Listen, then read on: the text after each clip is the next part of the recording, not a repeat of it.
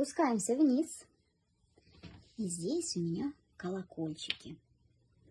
Внизу синтепон со снежинками. Вот эти шикарные шишки самодельные. Снегурочка, бутылочка на Новый год спрятана. Дед Мороз, они музыкальные песни поют. И елочка вот такая. Ну и щелкунчики маленькие, страшные, которые. И тут вот тоже колокольчики. Там дальше еще один отдел с книгами. Но там я особо не украшала, за елкой все равно не видно. Перейдем сразу к елке. Елку я красила краской.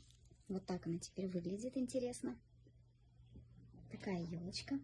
На елке самодельные бантики. И вот так она выглядит, наша красавица.